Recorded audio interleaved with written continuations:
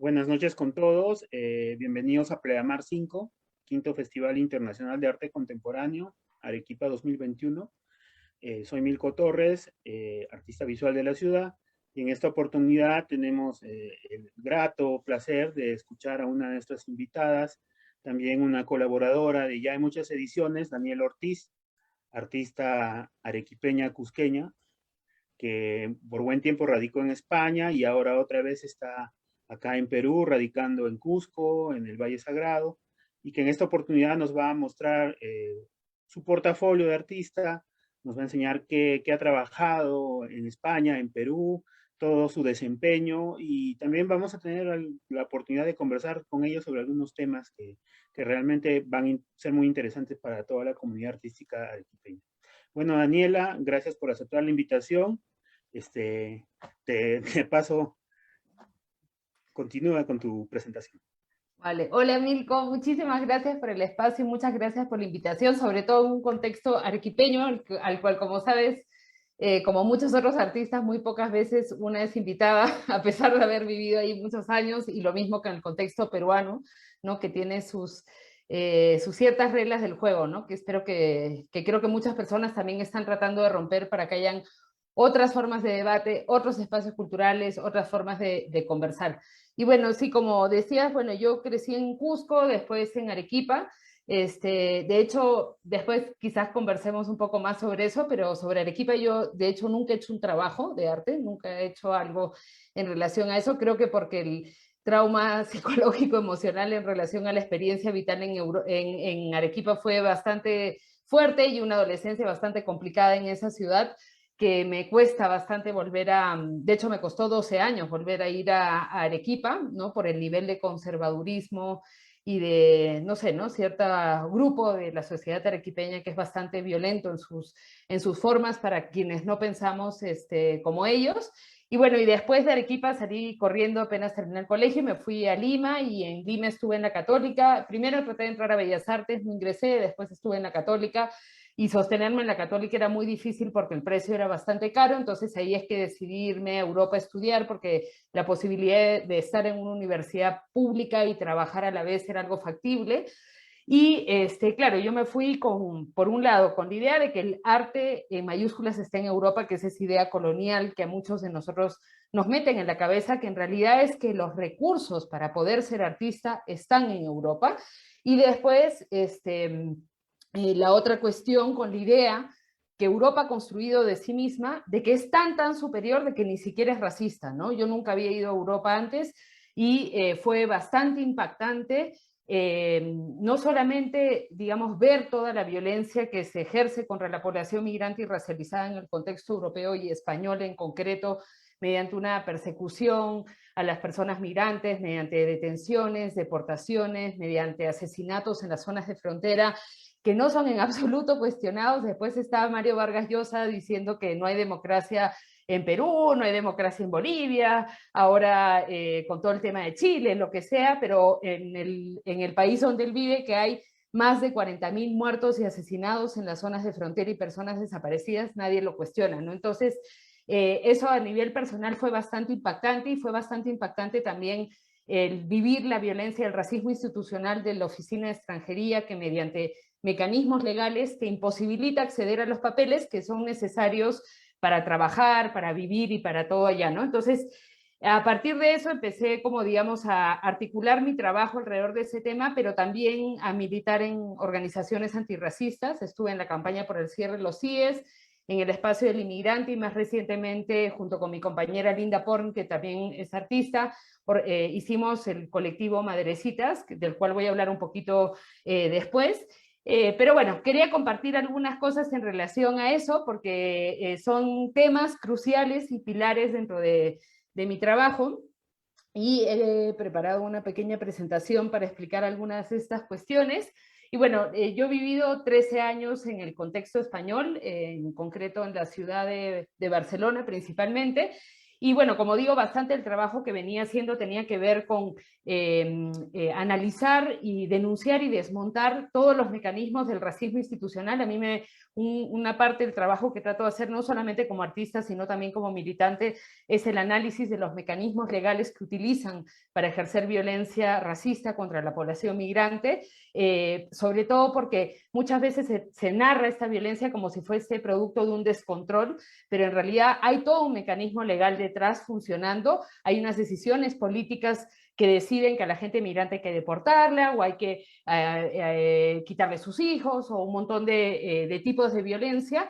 Y también en relación a esta cuestión de la legalidad, me parece importante saber y pensar que la legalidad es la herramienta que ha utilizado la supremacía blanca durante 500 años para legitimar su violencia. Es decir, casi todas las violencias ejercidas por el orden colonial en el sur global contra las poblaciones racializadas, para expoliar, para quitar tierras, para explotar, etcétera, etcétera, siempre ha tenido un marco legal que lo sostenía, ¿no? Y que lo legitimaba.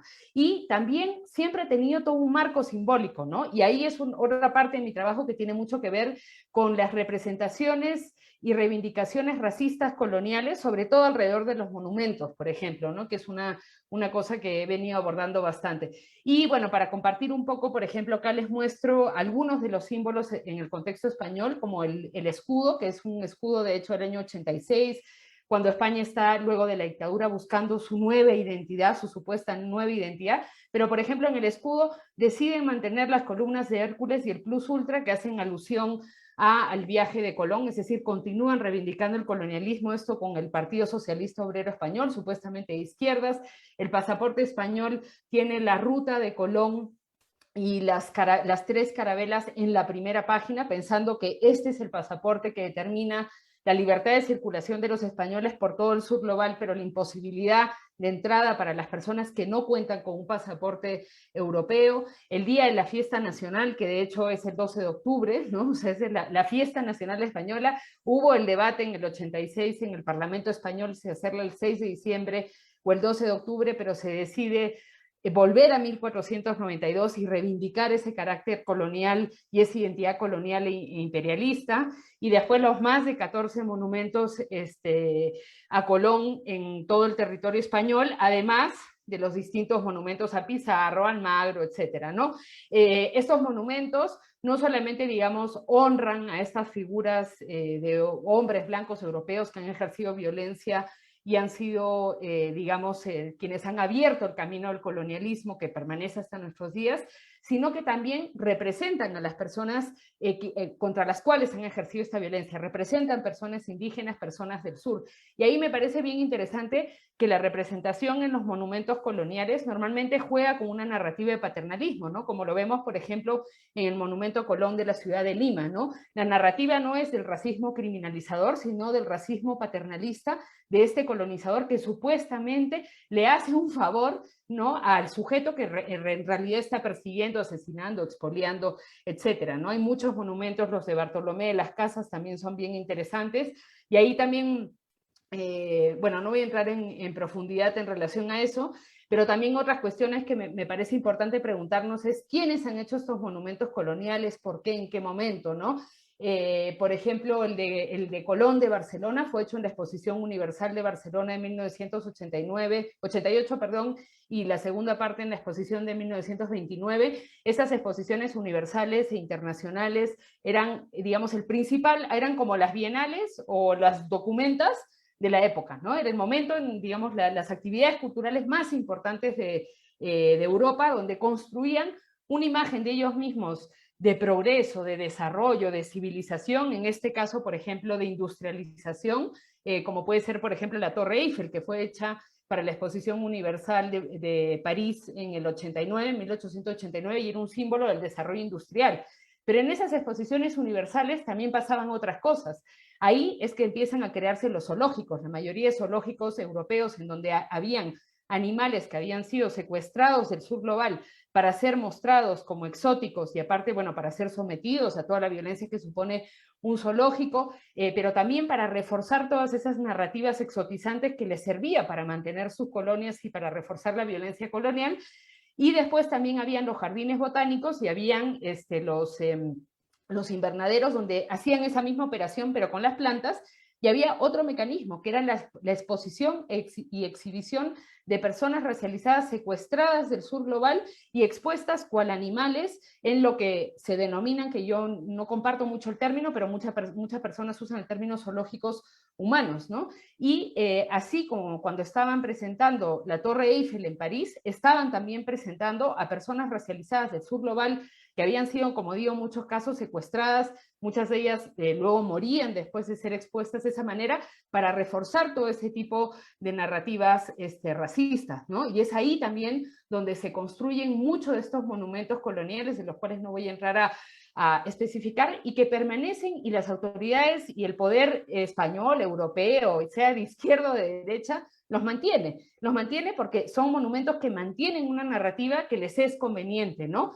Y son espacios monumentales donde tú puedes ver, por ejemplo, el desfile de la Fiesta Nacional Española el 12 de octubre, pero también son enclaves muy importantes para la extrema derecha, ¿no?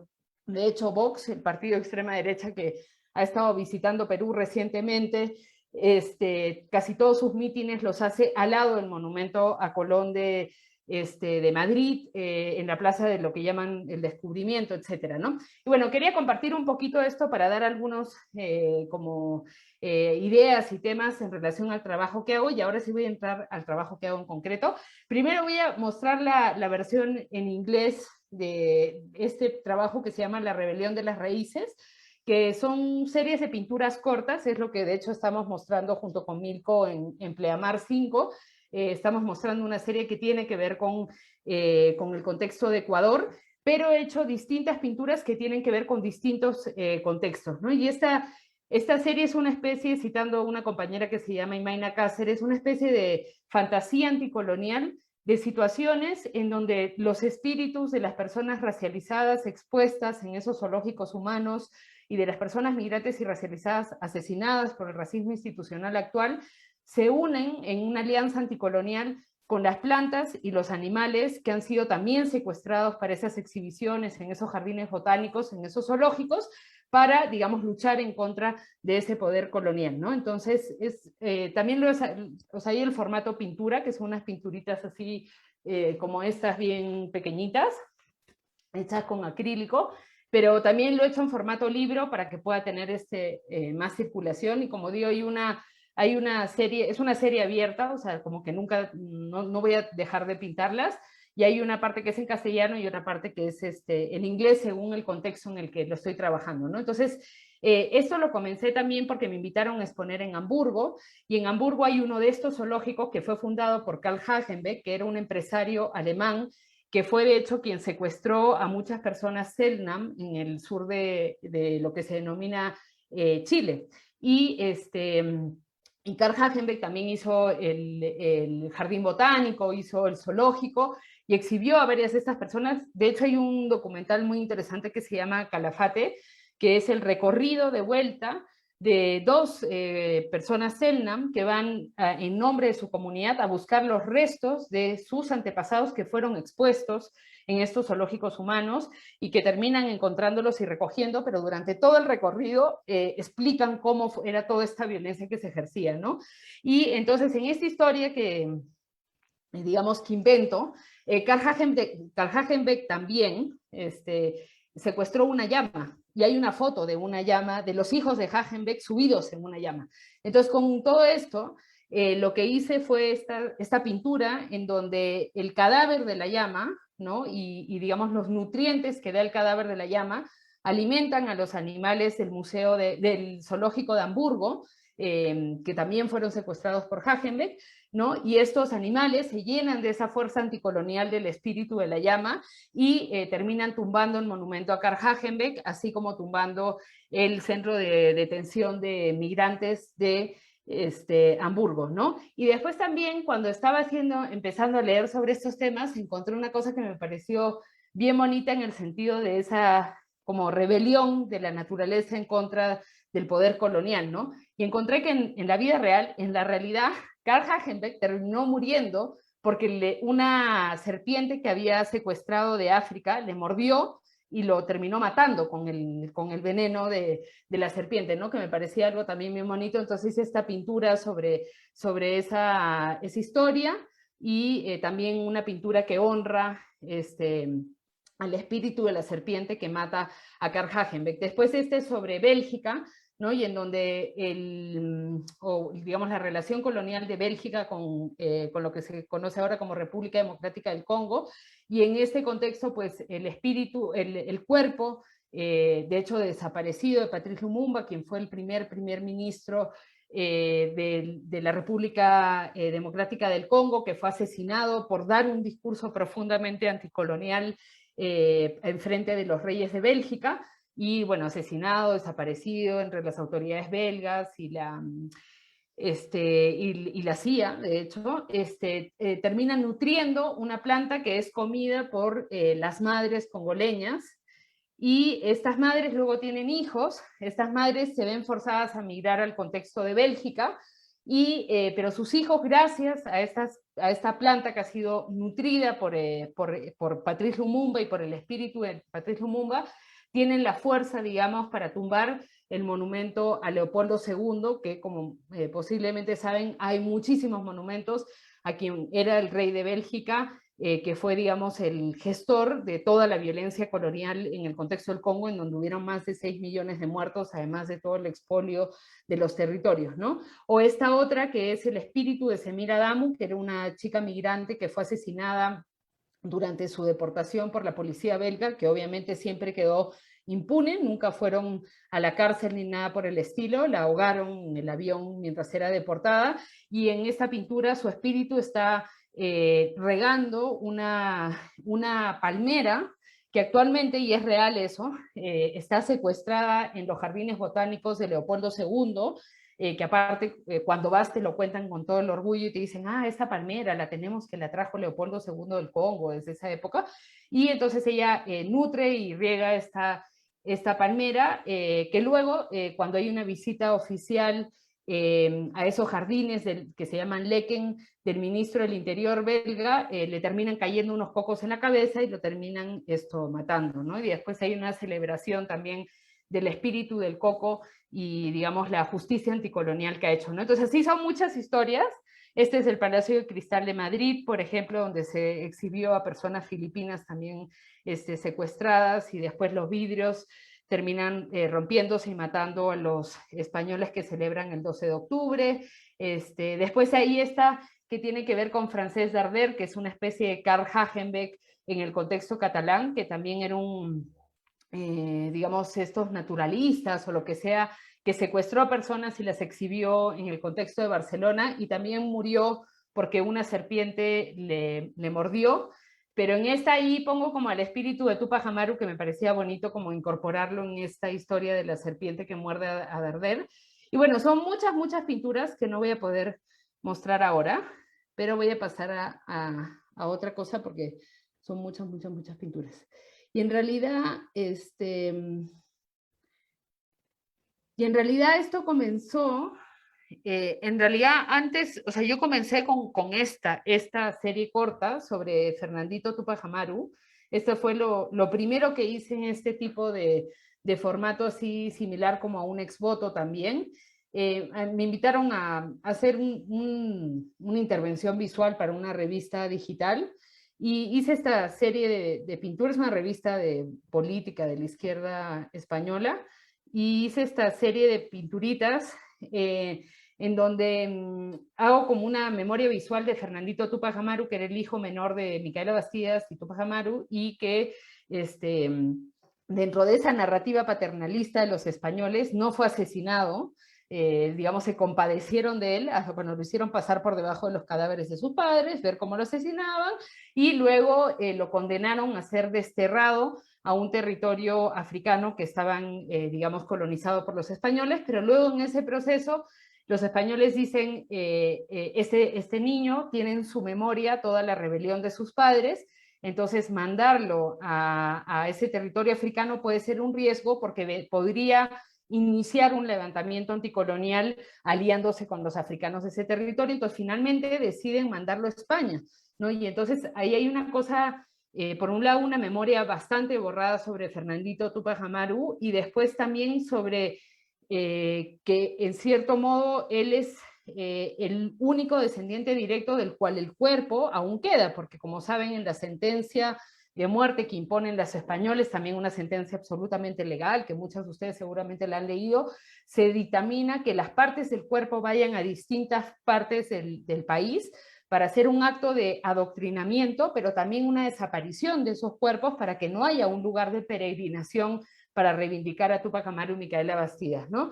Entonces, Fernandito termina siendo enviado primero a Cádiz, ahí está en una prisión durante muchos años, luego le dan una especie de libertad condicional y se puede mudar a Madrid, donde aparte estudia dibujo, en Madrid es que empieza a mandarle cartas al rey de España pidiéndole para que le deje trabajar. Y a mí eso me parecía súper fuerte cuando lo leía, porque precisamente lo que las personas migrantes que viven en el territorio español reclaman al Estado español es un permiso de residencia para poder trabajar, ¿no? Y me parecía brutal la continuación de esa violencia colonial, de que a él la forma de castigarlo y de continuar el castigo era que no pueda acceder ni siquiera al trabajo, ¿no? Y finalmente Fernandito termina muriendo en el barrio de Lavapiés, que actualmente es uno de los barrios con mayor población migrante, pero también uno de los barrios, digamos, más antirracistas del contexto español.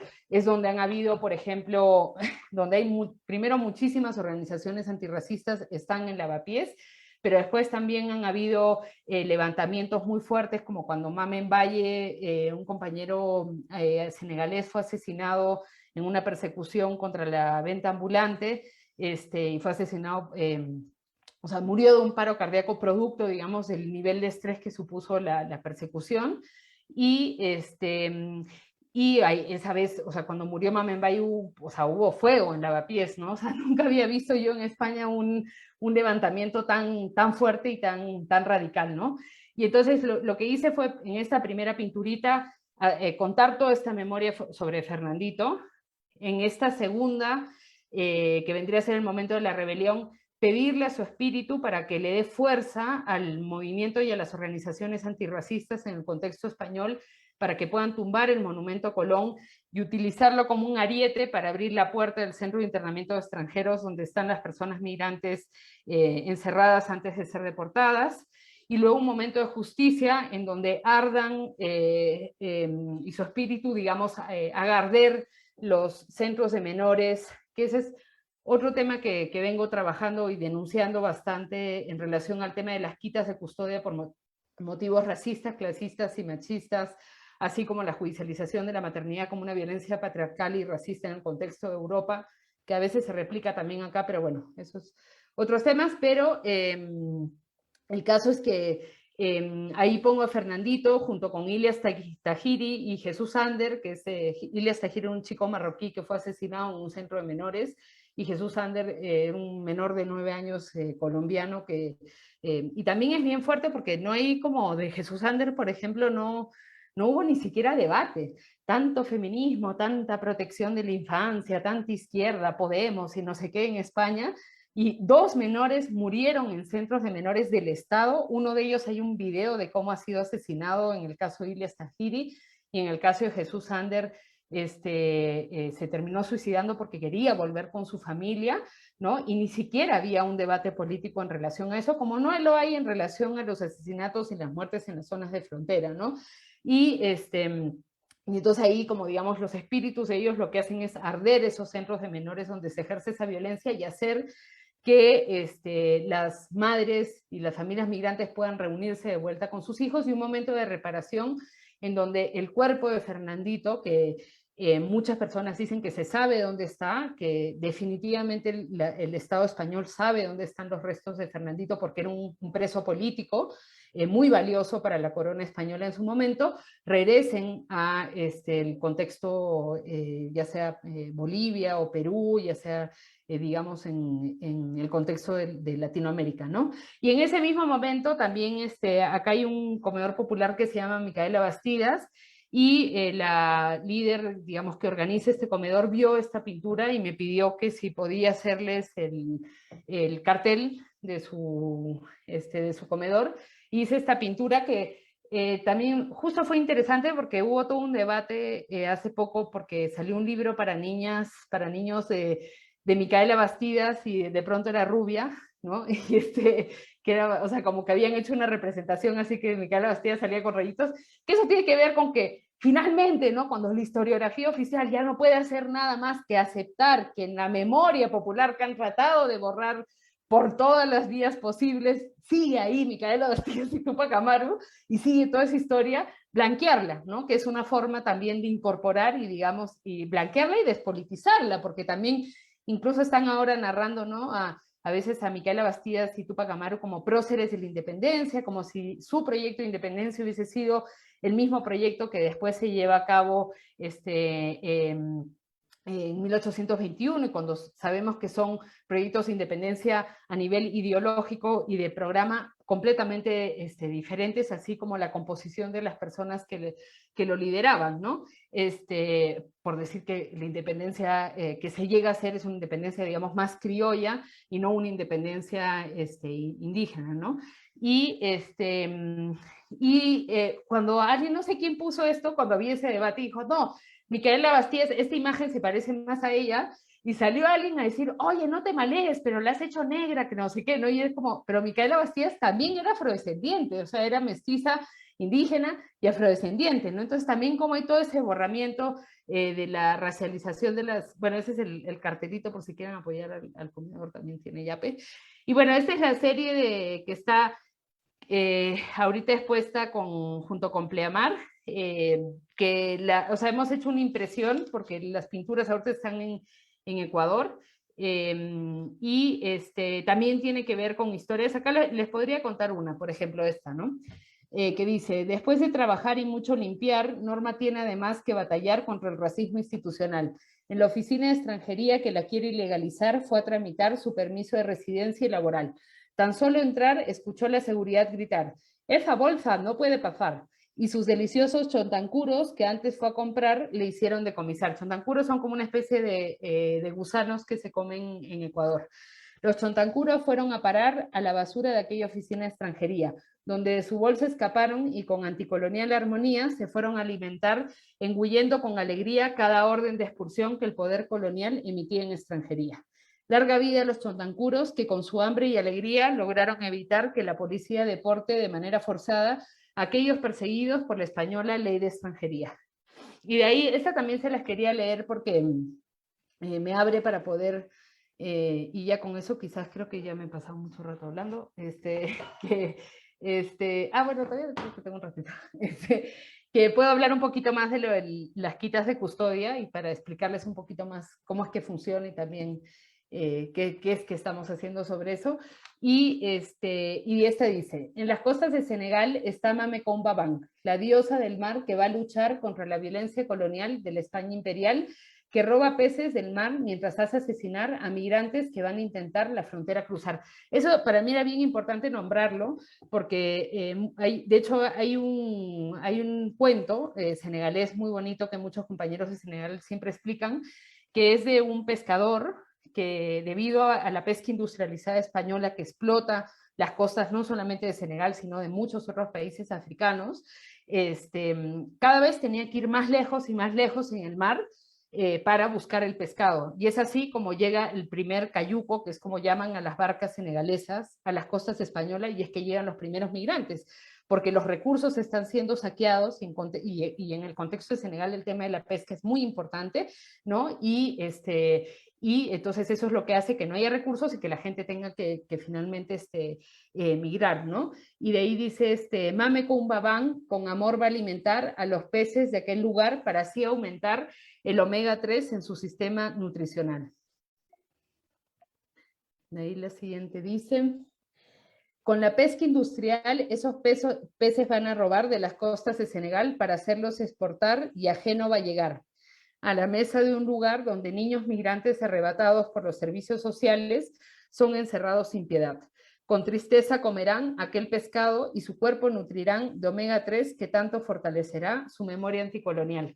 En el contexto de Italia, lo del tema de las quitas de custodia, como en toda Europa, es brutal, o sea, a madres migrantes que se les quitan los hijos no porque hayan situaciones de violencia física, sexual o psicológica, sino porque se utilizan mecanismos legales racistas, clasistas y machistas para decir que esos niños están en una condición de desamparo, porque las madres, mayoritariamente, como digo, madres solteras migrantes, no tienen los recursos ni la capacidad de criar a los hijos en las condiciones que imponen las instituciones europeas, y estos niños son retirados de sus casas. Es un negocio brutal porque los centros de menores son fundaciones privadas que reciben entre 3.000 y 4.000 euros mensuales por cada niño ahí encerrado, y los más chiquitos son puestos, digamos, casi automáticamente para ser adoptados, ¿no? Pero en el contexto de Génova y en el contexto de Italia, por parte de la comunidad ecuatoriana había una resistencia muy fuerte. Incluso Rafael Correa en algún momento o sea, fue parte también, digamos, de una política de Estado que se destinó fondos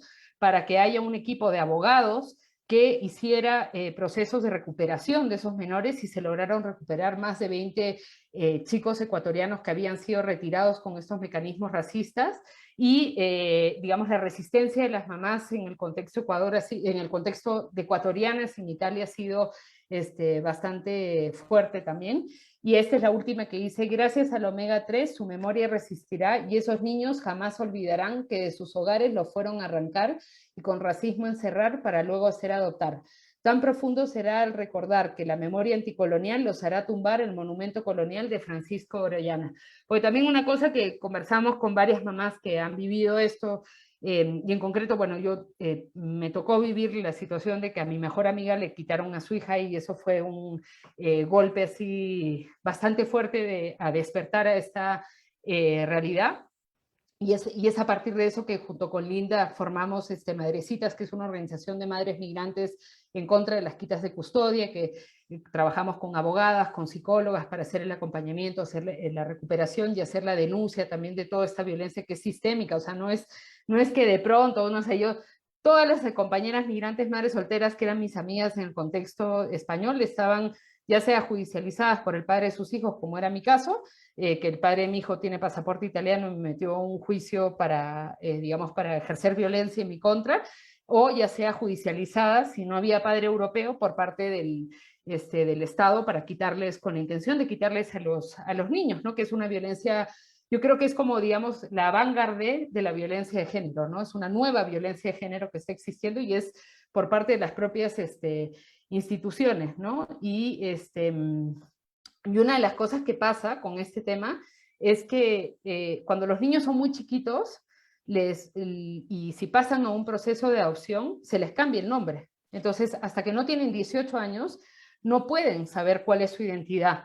Y ese borramiento de la memoria, y por eso yo quería hacer en específico uno de la memoria de la resistencia, porque es muy fuerte cómo las instituciones borran sus nombres, borran sus identidades, para borrar precisamente cuál ha sido el mecanismo de racismo institucional que se ha usado para arrancar a esos niños de esas familias, ¿no? Y este otro es el final, digamos, que dice: vida, y honor y amor al espíritu de Mame Comba Ban, que con omega 3 hizo fortalecer la memoria anticolonial. Y creo que tengo más tiempo, ¿no, Milko? Porque hablo bien rápido, pero yo puedo seguir hablando ya. Ya, y esto tiene que ver con eso, pero es otro formato y otra cosa. Y también, pucha, ahora después de mucho tiempo estoy pintando otra vez. Yo estudié pintura y muchos años no pinté, y la verdad que estoy muy contenta de poder volver a pintar.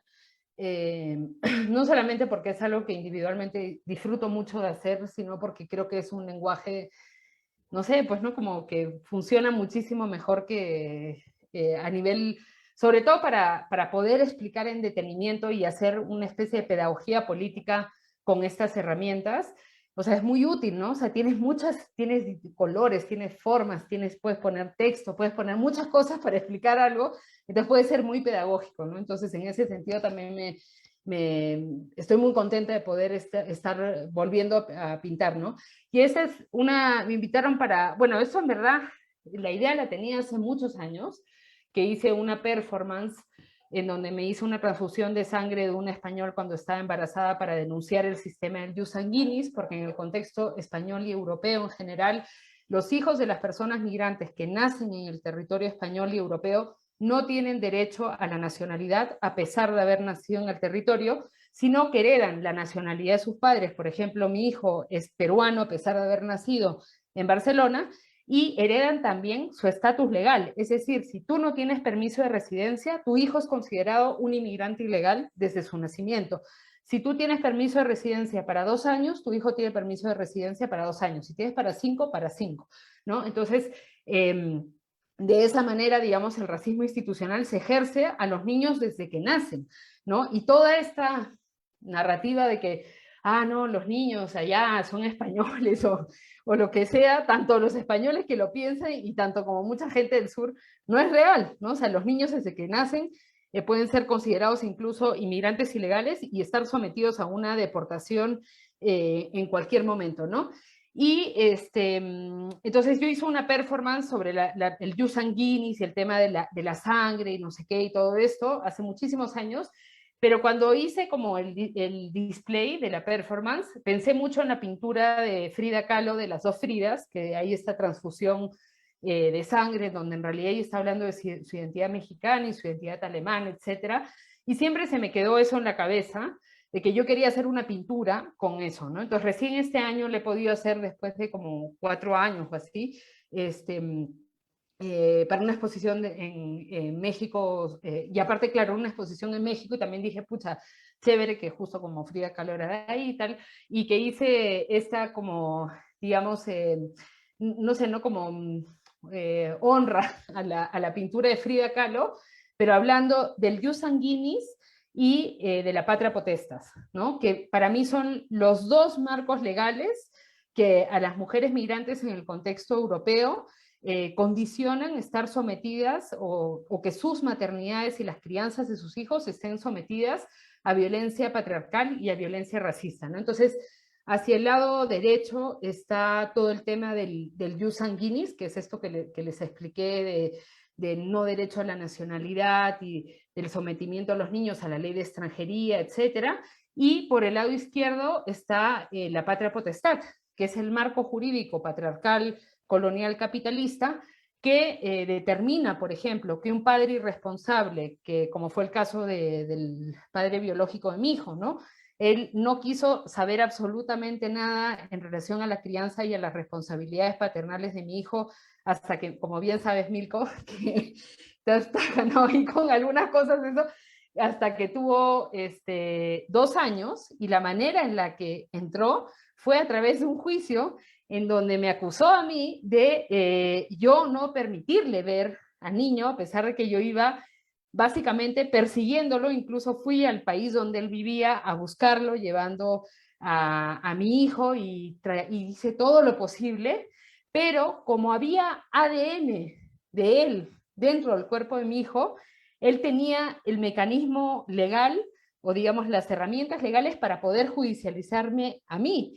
Y a pesar de que era mentira todo lo que él decía, y lo logré demostrar en el juicio, que entre comillas gané, aún y así que pude demostrar que él no quiso implicarse en la crianza del niño durante 2 años, a partir del momento que él decide que sí quiere formar parte, debido a la patria potestad y a esto que llaman la verdad biológica, es decir, que haya ADN en el cuerpo del niño, porque la verdad social es que no vendría a ser su padre porque él nunca ha asumido la responsabilidad de la paternidad, entonces socialmente no es su padre, pero biológicamente sí, porque hay ADN, ¿no?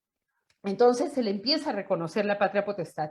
Y una cosa que con muchas compañeras venimos denunciando es que una nueva forma de violencia de género es el uso de la patria potestad para ejercer control y violencia contra la madre y los niños por parte de padres que no asumen las responsabilidades, pero que sí, por ejemplo, cuántas, sobre todo compañeras que han tenido que emigrar, por ejemplo, para trabajo doméstico en el contexto de Europa, que luego quieren llevar a sus hijos, ya se tienen que enfrentar con el racismo de allá que no les permite traer a sus hijos, y aparte de pronto tienen un padre irresponsable en Perú que no se hace cargo de los niños, que ellas cargan con toda la responsabilidad, pero que no les quiere firmar el permiso de salida para que los niños puedan viajar.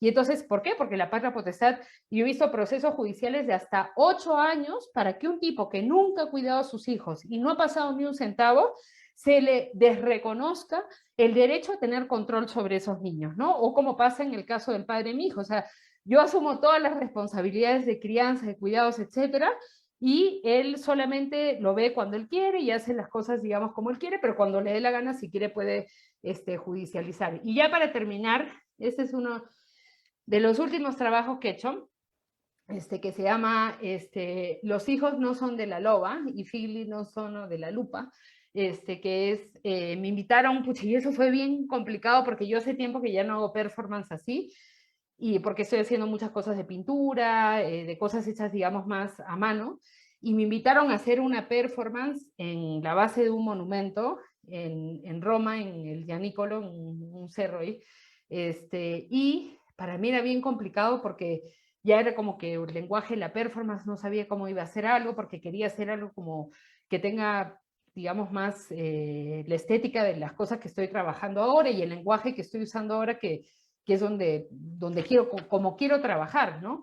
Y como creo que es más responsable y útil para hablar de estos temas también, ¿no? Y entonces, ahí dando muchas vueltas a qué hacer, terminé optando por hacer una obra de teatro, de títeres, ¿no? Entonces, es una, de hecho, acá tengo un títere, pero esto es para uno nuevo pero estos son más grandes. Este es un títere nuevo que estoy haciendo para otra parecida. Y esos son más chiquititos, pero era muy incómodo para la mano. Yo nunca había hecho títere, pero bueno.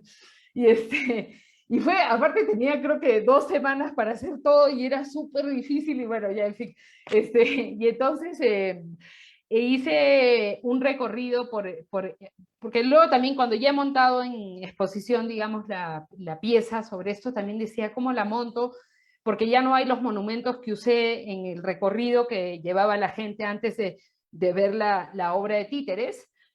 Entonces esa pintura en el fondo donde se ven varios de los monumentos por los cuales realizaba un recorrido antes de llegar al punto final donde hacía la obra, ¿no?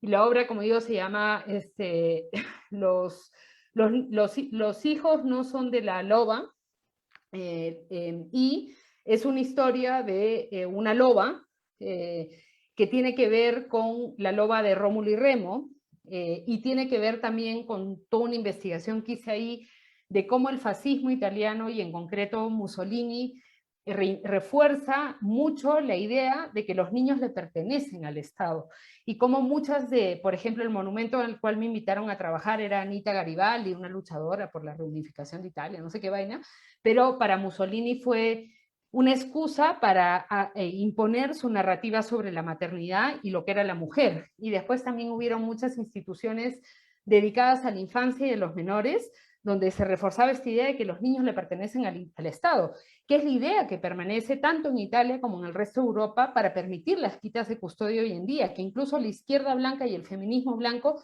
no cuestionan esta noción de que los niños no deben de ser del Estado, sino de sus familias y de la comunidad en la que viven, ¿no? Y no tiene por qué ser un juez el que determine una custodia, no tiene por qué ser una institución de menores donde se encierra un menor si pasa algo con sus padres, etcétera, ¿no?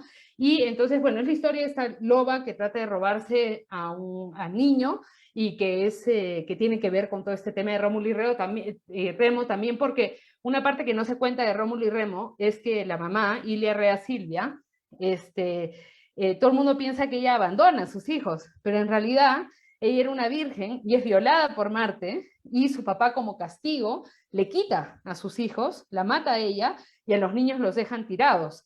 Entonces, esa historia, por ejemplo, y se cuenta mucho a la loba como la heroína que ayuda a estos niños cuando en realidad esos niños habían sido robados de su madre, ¿no? Y bueno, después la mamá termina recuperando al niño y termina matando a la loba con su trenza también, porque el pelo le crece mucho de tanto esperar a recuperar a su hijo, etcétera. Y bueno, esos son varios de los personajes. Y ahora estoy trabajando para el próximo año en una obra así, pero un poquito más grande, porque esta solo dura 15 minutos, es bien cortita, es súper cortita, o sea, es muy cortita. De hecho, vinieron unos niños que la vieron y me dijeron, muy corta, sino, pero bueno, y con eso voy a terminar porque si no ya estoy tomando mucho tiempo y muchas gracias por el espacio de palabra y por la escucha. Gracias a ti, Daniela.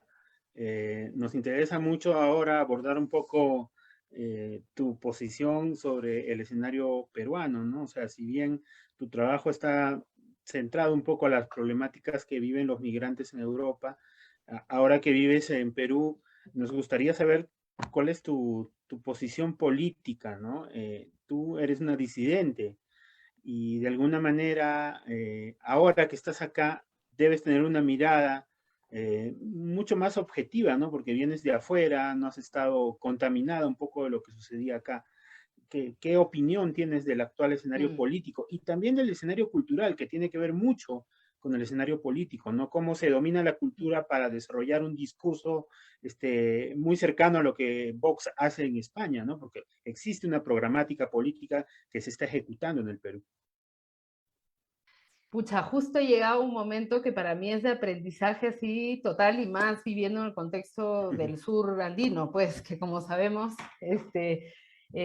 ha tenido una posición, no solamente ahora, sino ¿no? Es una izquierda profundamente anticolonial también, no en los términos quizás así más de lo que se entiende como académico de colonial, que a veces no, ni siquiera valora cuando esas prácticas políticas y están acá, han estado acá siempre. Yo también muchas veces me pregunto por qué pienso así de los monumentos, por qué veo así, y digo, posiblemente es porque he crecido en Cusco, donde el monumento en Urubamba es al choclo o es a los campesinos y no es a un colonizador, ¿no? Entonces posiblemente es porque son cosas que acá son normales y en ese sentido, por un lado, a mí a nivel personal, después de venir de un contexto tan fascista como el español, en donde el fascismo realmente está creciendo de manera muy fuerte, en donde hay una derechización incluso de la propia izquierda, en donde el tema del control migratorio que va mucho más allá de solamente la población migrante, sino que tiene que ver con la geopolítica internacional también, ¿no? Es una manera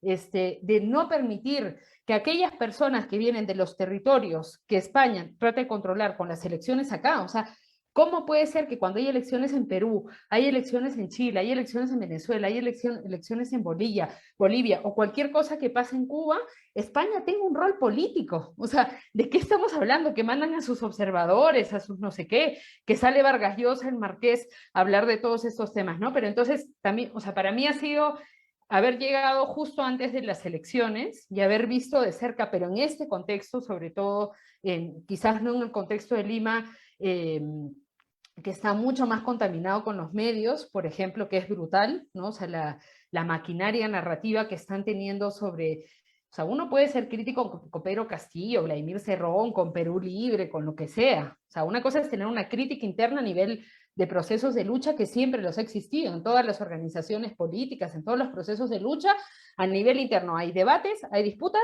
y hay críticas, eso siempre pasa.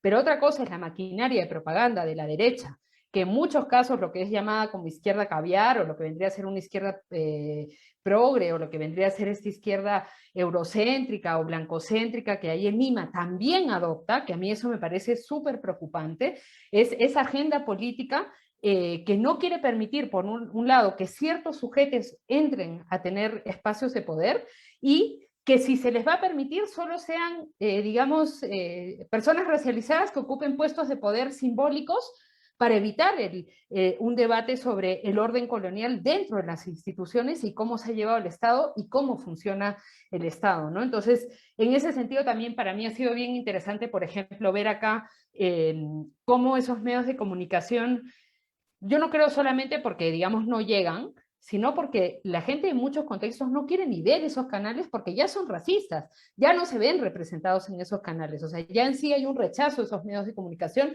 y como mucho de la comunicación, por ejemplo, acá es a través de las radios locales y eso ha permitido también que se refuerce mucho la candidatura de Pedro Castillo y que haya el voto hacia Pedro Castillo a pesar de toda la plata, todos los medios de comunicación y toda la maquinaria que han tenido, ¿no?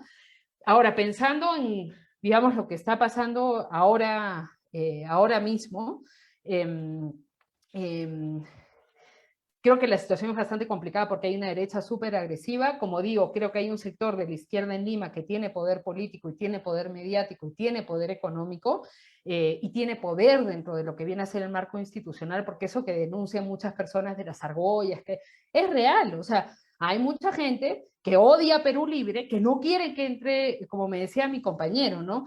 Ahora en los primeros meses, cuando ha sido el gabinete Bellido, en el peruano, que se veían las contrataciones, de pronto no salía ningún nombrecito de la argolla de Lima, que eran los conocidos de la izquierda de Lima, que siempre estaban rotando en los puestos técnicos del gobierno y no sé qué y tal, ¿no? Y que ahora hay como que ha habido este proceso, por un lado, por no reconocer el trabajo que ha hecho Perú Libre, ¿no? Y por no reconocer que era necesario y que es necesario, con sus errores, sus críticas o lo que sea, que hay un cambio profundo en el funcionamiento del Estado y de quienes van a entrar a ocupar esos puestos, ¿no? Y creo que la derecha, bueno, sabemos que el proceso es golpista y en ese sentido yo estoy convencida que es urgente, muy urgente mirar hacia la experiencia de Bolivia, porque lo que están, o sea, con sus particularidades es diferente, el proceso de Bolivia, lo local, lo que sea, pero son las derechas que están articuladas entre sí y que se pasan la receta, o sea, ellos saben cómo van a hacer un proceso de golpe,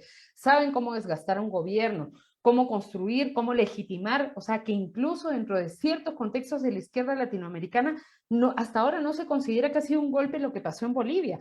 Tú puedes no estar de acuerdo con Evo Morales en según qué cosas, pero no puedes negar que ahí hubo un golpe, no solamente por la característica de lo que se hizo ahí, sino porque hubo muertos de por medio, y porque todo lo que pasó era, o sea, era un golpe clarísimo militar, digamos, donde los militares y la policía también jugaron un rol, ¿no? Entonces, donde yo creo que en el contexto peruano, eso es lo que sabemos que se está construyendo, y a mí me parece un error inmenso caer en normalizar, por ejemplo, los procesos de lawfare contra ciertas políticas o figuras políticas, como puede ser Vladimir Cerrón, que tiene 16 procesos judiciales. O sea, a mí, por ejemplo, cuando me he tenido que ir de España, no era que vienen a tu casa y te dicen, ay, te voy a sacar la mía. No, a mí me querían iniciar un proceso judicial, y uno de esos procesos tenía que ver con quitarme la custodia de mi hijo, porque lo que se usa, y vuelvo a lo que decía al principio, son los mecanismos legales.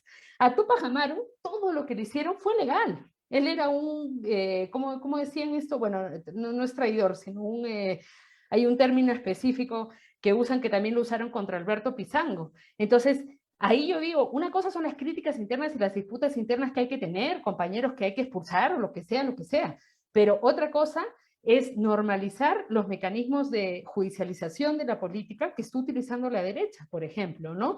Y con todo un aparato mediático. Yo he visto casos, por ejemplo, el caso de Infancia Libre en España, un grupo de mamás que venían denunciando la impunidad en las denuncias por pederastia a sus hijos menores. Y un grupo de 5 mamás las destrozaron públicamente, las acusaron de haber secuestrado a sus propios hijos, les quitaron a los hijos, las llamaban hasta brujas en los medios de comunicación, y 2 de ellas han terminado en la cárcel. Y la maquinaria judicial, policial y mediática es tan fuerte que es imposible. Entonces yo ahí sí creo que en el contexto peruano necesitamos estar más alertas a que los mecanismos de un proceso de golpe de Estado y un proceso de imposición de la derecha, digamos, no se basan solamente en un golpe militar, usan muchas otras herramientas, ¿no? Entonces ahí sí creo que hay que tener mucho cuidado con eso, y mucho cuidado con un sector, pues, de la izquierda que está legitimando todo eso, ¿no? Y que no es capaz de tener un debate en el campo de las propuestas y de las disputas políticas, o sea, de cuál es su propuesta en relación al tema de la Constitución, que hablen de eso. ¿Cuál es su propuesta en relación al tema del gas? Que hable de eso, no sé, pues Rocío Silva Santisteban o Marisa Glave, que les encanta estar ahí alimentando todo lo que dice la derecha en relación a Perú Libre, y hasta el propio Castillo, pero que hablen de las diferencias de programa, de las diferencias ideológicas, no que estén ahí alimentando toda esa maquinaria, que después toda esa maquinaria de terruqueo y de judicialización contra Perú Libre y contra Cerrón, la van a usar contra ellos, y después están llorando si los terruquean a ellos.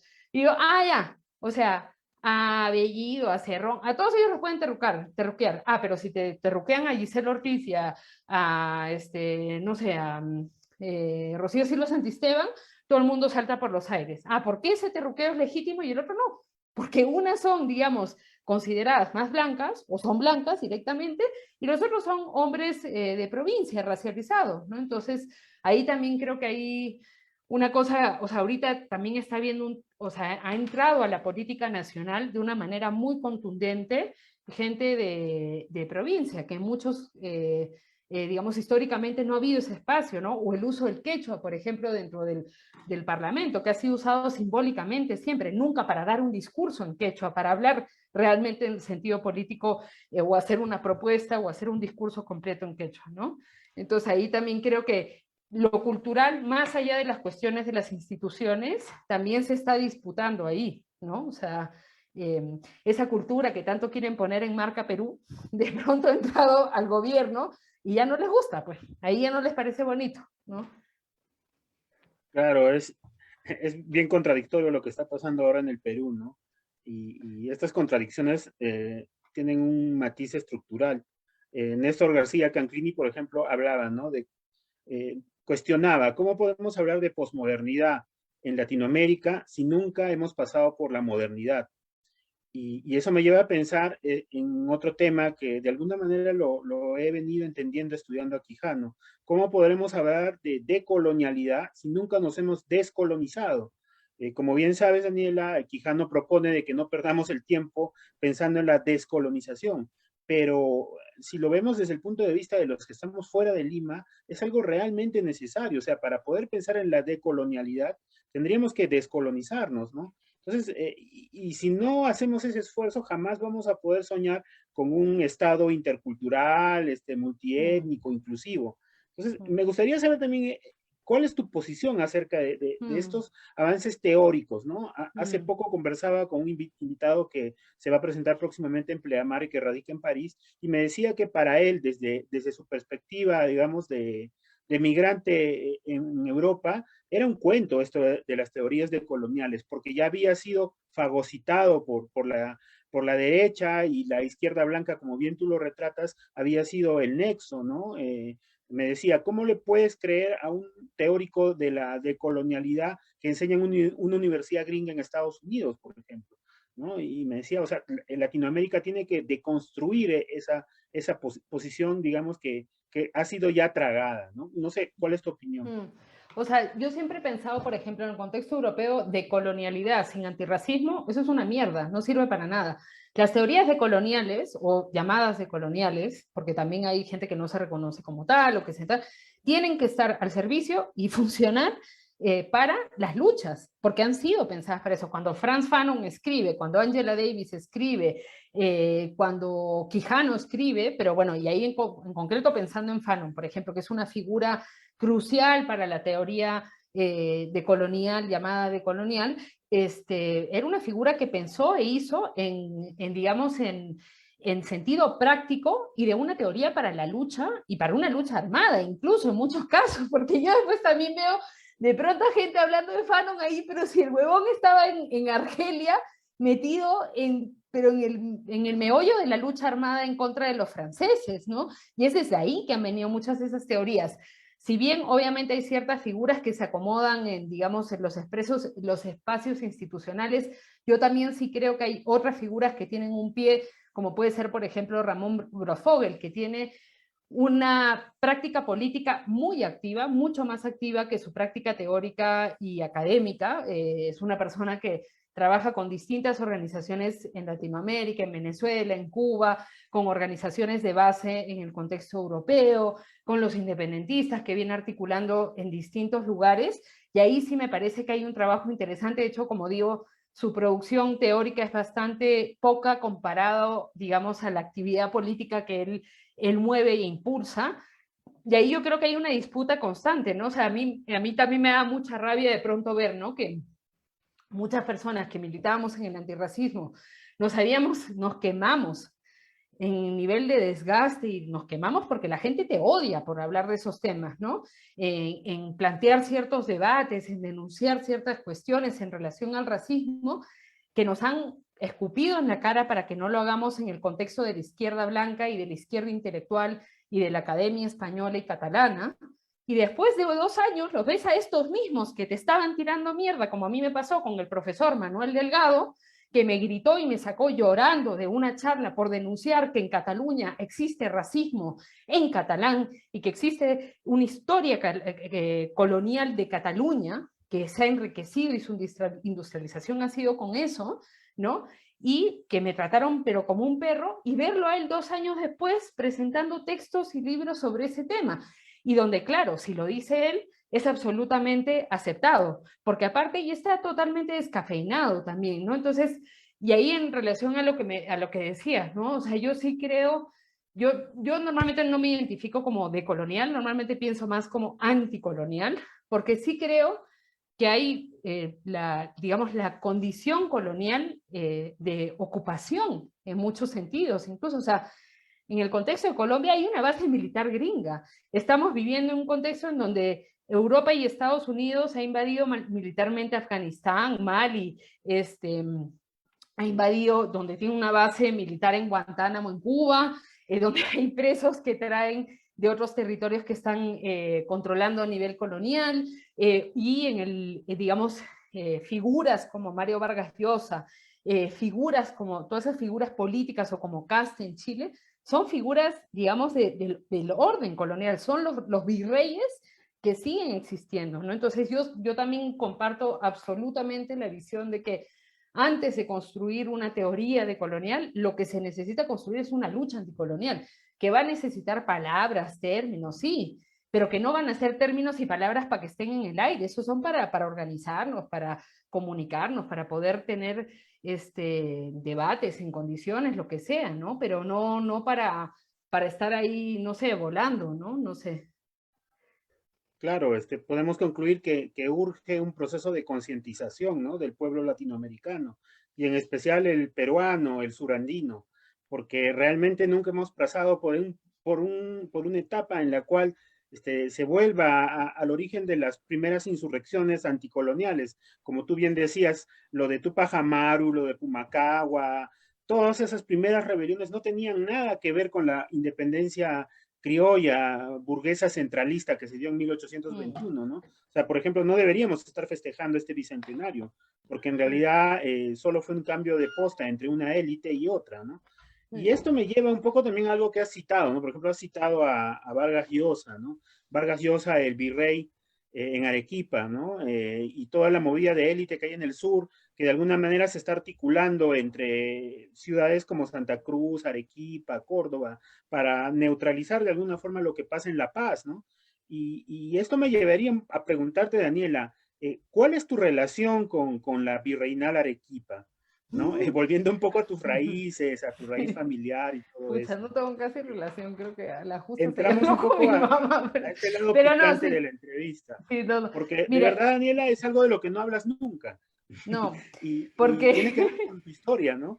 sí, o sea, bueno, ya, solamente para añadir en relación a lo que comentábamos antes, yo sí creo que hay procesos de lucha en el sur andino bastante fuertes, pero que hay bastante también represión que a veces no, digamos, no solamente, sino un rechazo y ya una maquinaria de expulsión de la vida política de muchas de esas personas que se están organizando, que están haciendo y tal. Y sí un lugar donde a mí me parece importante ver y que la mano está tendida por parte de Bolivia hacia el sur andino peruano. Es Bolivia, con sus diferencias, sus errores, lo que sea, pero ahí está pasando un proceso similar a lo que ojalá lleguemos a tener pronto acá.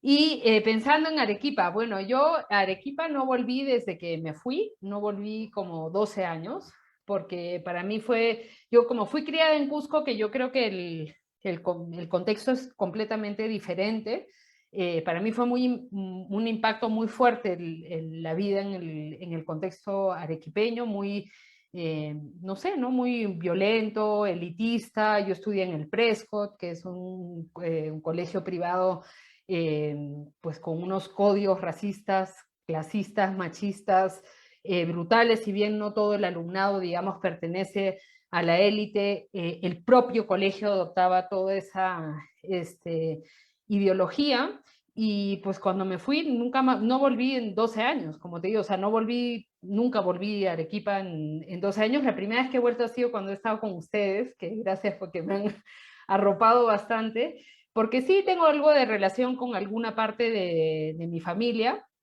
con mi familia nuclear, sí, pero no viven también en Arequipa todos, viven en Cusco, mi hermana vive en España ahora también, y mi hermano y mi papá viven por acá, pero no tengo, yo creo que para mí fue la experiencia, digamos, una de mis experiencias primarias a nivel de ideologización fue en Arequipa, porque yo a los 15 años tuve un aborto, y digamos, quien me dejó embarazada era un chico de la clase alta arequipeña, que ejerció un nivel de violencia en mi contra, pues de decirme que era una P, que era esto, que era el otro, la mamá también se metió a decir que yo era no sé qué, y ya sabes cómo funciona ahí el chisme en esos entornos, y en el colegio los profesores también fueron bastante violentos conmigo, mostraron ese video horrible en contra del aborto en mi clase. Bueno, fue un proceso muy, muy duro para mí, que a mí fue lo que me hizo despertar, en cierto modo, a nivel fuerte, ¿no? De qué mierda es esta mierda, quién es esta gente de mierda, por qué se comportan así, por qué me están tratando de esta manera, por qué tratan de esta manera, ¿no? Y, y entonces, no sé, pues, ¿no? Fue bastante traumático y impactante, pero fue a partir de esa experiencia que yo empecé a tener un cuestionamiento muy fuerte de todo esa, digamos, grupo social de la élite arequipeña y de cómo, no sé, cómo funcionaban, qué es lo que piensan. Bueno, pues son todos, no sé, unos racistas, unos clasistas y unos machistas, pero de primera, eso se chocan con los cruceños, ¿no? A ver, ahí pues, seguramente de Arequipa va a salir alguna vaina como la Juventud Cruceña o algún rollo así, ¿no? Pero ahí es interesante ver cómo funciona Vargas Llosa, porque Vargas Llosa ha sido formado en eso, ¿no? Y es abrazado por eso fuertemente también Vargas Llosa, ¿no?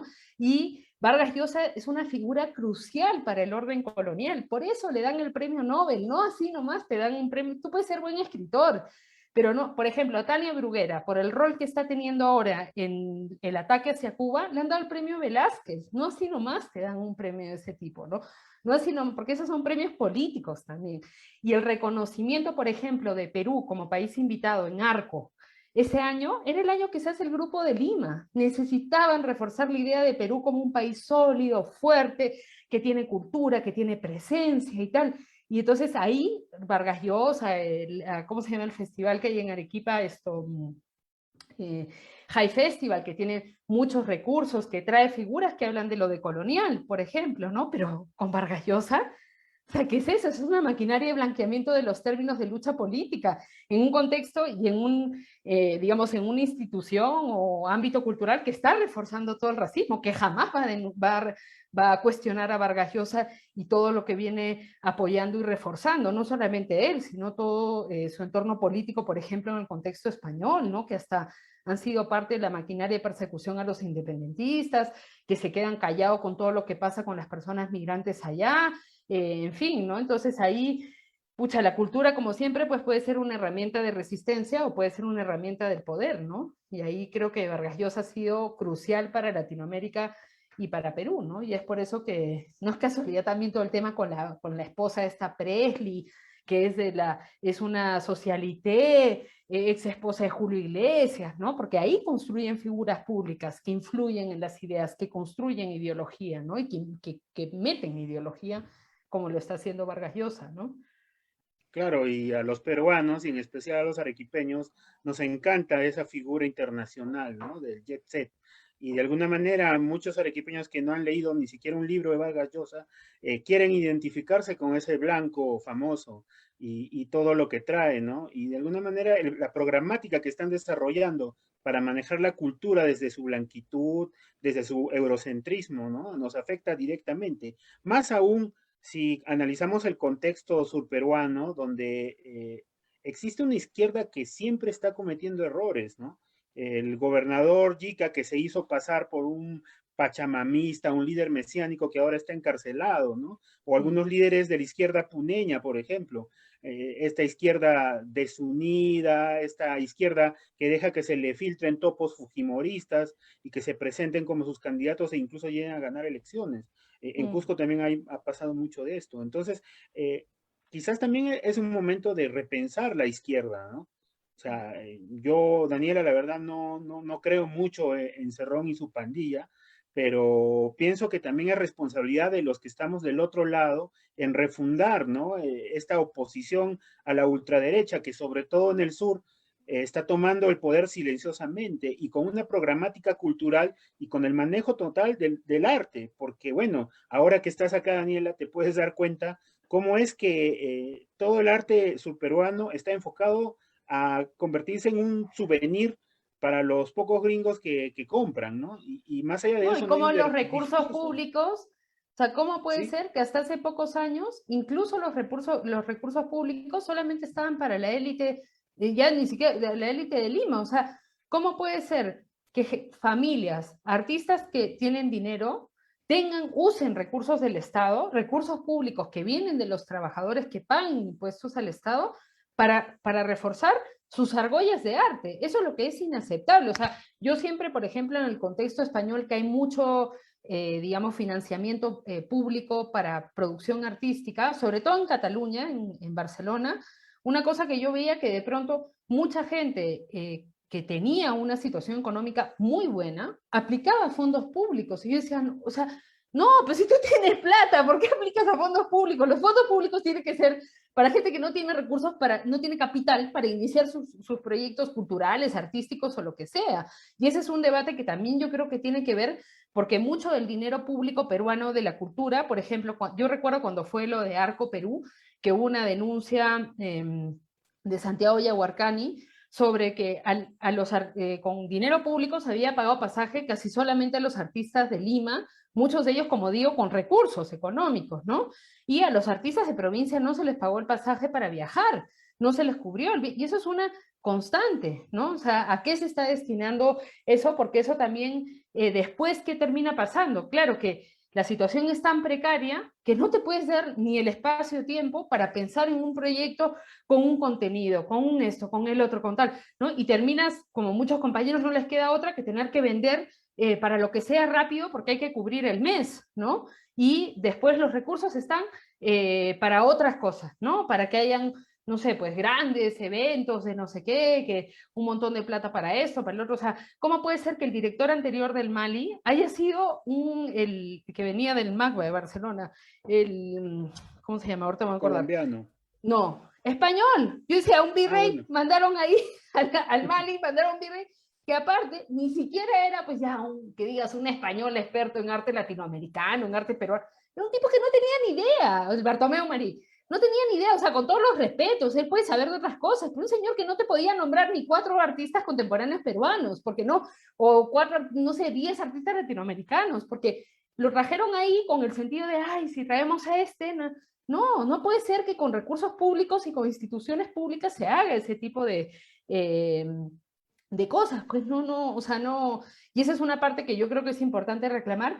Y después, a mí sí me parece, o sea, yo sí tengo digamos, en las distintas participaciones que he tenido a nivel político en organización, que es muy diferente al mundo del arte y la cultura y tal, ¿no? O sea, organizaciones, sí, asambleas, no sé qué, organización tal. O sea, hay mil problemas y errores, gente que hay que expulsar, hay mil cosas muy complicadas, o organizaciones en las que una puede militar durante 5 años y después dices, no, ya, o sea, ya esto, por ejemplo, a mí me pasó eso con la campaña por el cierre de los CIES, ¿no? Estuve como 4 años y después veía que no era un espacio donde mi posición política se veía, digamos, reflejada, y ahí pasé a estar en el espacio un inmigrante, que era un espacio donde era gente migrante la que organizaba y tenía otras características y otra ideología sobre todo, ¿no? Pero lo que yo sí creo que es muy importante, nunca renunciar a la posibilidad de la organización política, porque ahí es donde, o sea, los errores, los conflictos, las peleas, todo eso desmotiva mucho, pero el trabajo se tiene que seguir haciendo, porque si no, los otros te sacan el ancho. Y eso yo creo que lo he aprendido mucho de las compañeras en la lucha por recuperar los niños y en contra de las quitas de custodia, porque la urgencia es tan grande, o sea, cuando te quitan a tu hijo, la urgencia de volver a tener a tu hijo es tan grande que no te queda otra cosa más que continuar. Y yo creo que ese es como tenemos que pensar en las luchas en este contexto. O sea, ahorita el tema del precio del gas, por ejemplo, o sea, hay familias que no pueden cocinar porque el precio del gas en Cusco esta semana ya está casi por 60 soles. ¿Cómo puede ser que el precio del gas esté, que no sea una prioridad esa cuestión? Porque hay una cuestión de alimentación, ¿no? O sea, eso es una cuestión prioritaria absoluta, ¿no? Entonces, ahí también creo que hay mucho, digamos, de volver a esta cuestión de la resolución de las cosas básicas también, ¿no? A veces mucho, yo qué sé, debates en el campo de las ideas, que son muy bonitos tener debates en el campo de las ideas, ¿no? Pero yo creo que si participamos a nivel político también es para resolver la vida cotidiana, ¿no? Para hacer las cosas más fáciles para todos, ¿no? No solamente para uno tener una satisfacción intelectual o lo que sea, ¿no? Entonces ahí yo creo que, pucha, ojalá que las cosas se vayan resolviendo y que se vayan reorganizando. Y yo sí tengo la esperanza de que Perú Libre se avise con Pedro Castillo. Por favor, que se me...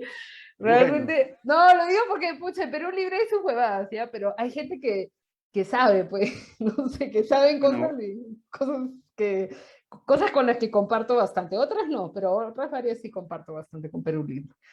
es importante lo que has mencionado, Daniela, de el tema ético, ¿no? El momento de recibir fondos del Estado, porque bien pusiste el ejemplo español y acá se aplica a la perfección. Te cuento, en Arequipa hubieron dos organizaciones beneficiadas con 75.000 soles, el High Festival y Cervesur, mientras artistas como los que están exponiendo en Pleamar a las justas lograron recibir 2.000 soles. ¿No? Y es un tema que justo hablando con Emilio Santesteban hace algunos días, creo que se debe tocar como gremio de las artes, ¿no? El tema ético. El tema ético entre la gente que hace cultura, entre la gente que hace arte, ¿no? Porque bien Emilio nos explicaba que él conoce a mucha gente que está metida en el ámbito cultural y artístico, que es moral, pero no es ética. Y eso pasa mucho entre las personas que hoy en día te hablan no sé, de la lucha de género, del movimiento anticolonial, feminista, etcétera. Claro, es muy lindo asumir esas luchas, pero cuando hay cuestionamientos éticos se callan, ¿no? O sea, dicen, no, o sea, de repente no me invitan a tal festival muy, muy lindo, muy fashion, entonces me quedo callado, ¿no? O de repente no soy parte de tal colección, me quedo callado. Y es importante, creo que hablemos nosotros como artistas de nuestro gremio también, ¿no? Porque el tema ético creo que es muy importante en el Perú y de alguna manera estamos entrando a ese tema y con esto me gustaría cerrar. ¿Cómo ves tú, Daniela, ahora que estás acá más cerca de nosotros, cómo ves la movida artística nacional? ¿Cómo se ve desde afuera? Me gustaría saber, por ejemplo, cómo la veías tú cuando vivías en Barcelona y cómo la ves ahora, ¿no? Como para cerrar este conversatorio.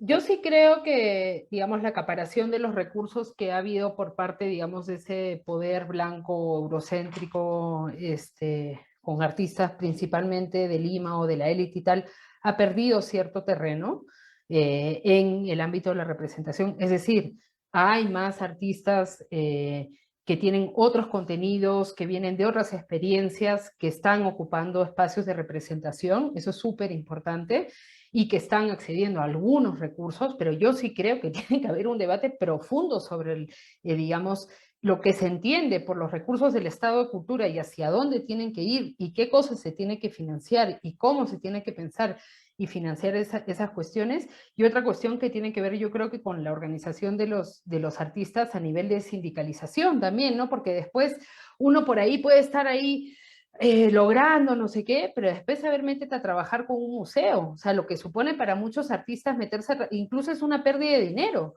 y por un poco de visibilidad que es necesaria, y de pronto yo me imagino que eso se replica también acá, ¿no? O sea, tú en el contexto español tenías directores de museos que cobran 8.000 euros mensuales, cuando un artista por exponer igual cobra 500, si es una obra ya hecha, no sé qué, o sea, o eso, están 1.000 para no sé cuántos, 5.000 ya si es un megaproyecto nuevo, no sé cuántos, por haber trabajado 6 meses o un año, ¿no? Entonces, y ya no te hablo de toda la maquinaria de explotación que tiene el museo, ¿no? Y yo creo que el debate, y que creo que ya se está dando, porque creo que sí es un debate que está viendo, es que son recursos públicos, son instituciones públicas, ¿no? O sea, sí creo que artistas como Santiago Yaguarcani, por ejemplo, vienen cuestionando este tipo de cosas de manera bastante contundente en el marco de la institucionalidad.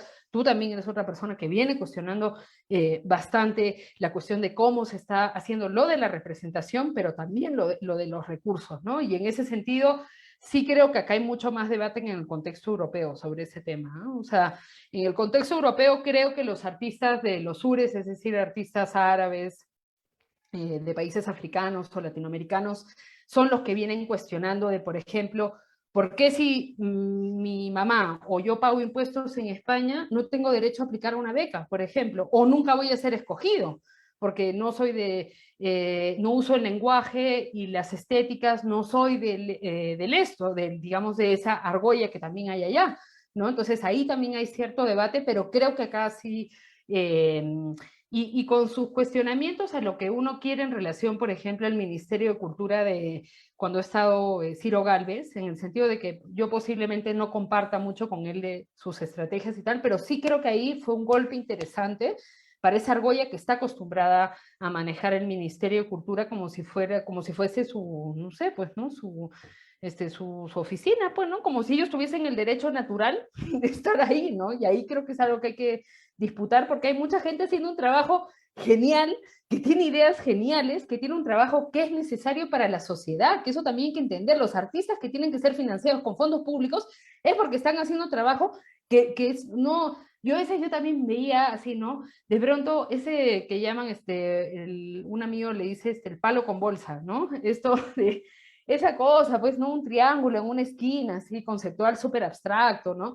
Qué chévere si alguien lo hace y aporta el lenguaje y tal, pero estás ahí porque hay cientos de artistas europeos que están haciendo eso mismo, y yo digo, mira, hazlo con tu plata o con la plata de tu galerista, pero no uses la plata de la clase trabajadora, sobre todo migrante y racializada, de la clase trabajadora europea, para hacer tus pajas mentales que ni siquiera tienen algún tipo de interés de comunicar o de establecer algún tipo de, digamos, aporte a nivel cultural a la sociedad, porque ni siquiera les interesa a desarrollar un lenguaje, entender cuál es el pensamiento que tiene la sociedad sobre su trabajo. Y quienes les está financiando no es el Estado, es la clase trabajadora. Y eso es importantísimo entender cuando hablamos de los recursos públicos. El Estado no es un ente así. Esa plata viene de los impuestos de los trabajadores. Y como sabemos, no viene ni de Roque Benavides, ni de Porky, ni de todos esos basuras que no pagan los impuestos, ni de Vargas Llosa, que también es otro que no paga los impuestos, viene de las señoras que trabajan de trabajadora doméstica, el señor que trabaja de mozo, el señor que trabaja de chofer, y tanto que se llenan la boca de la informalidad para negar que ahí están los aportes de la clase trabajadora peruana, que son los que pagan la cultura, y a ellos es a quienes nos tenemos que deber si usamos los fondos públicos del Estado, pues, ¿no? Bueno, Daniela, muy bacán tus palabras, realmente creo que sirven de aliciente para generar muchos más procesos de cambio. Ha sido un gusto hablar contigo, Daniela. Igual. Te agradecemos mucho también que participes en la muestra. Ojalá volvamos a unir fuerzas. De Ahora todas que eres, maneras. ahora que eres habitante cusqueña, a ver si hacemos una sinergia, Cusco-Arequipa. Y bueno, no queda más que agradecerte y también agradecer a las personas que están conectadas por su atención y decirles que el Festival Pleamar ya está entrando a su última semana. Esta semana que viene van a haber unos últimos conversatorios muy interesantes también y los invitamos a seguir pendientes de nuestra agenda. Gracias, Daniela. Gracias, Milko. Chao Muchas con gracias. todos. Chao. Gracias. Chao.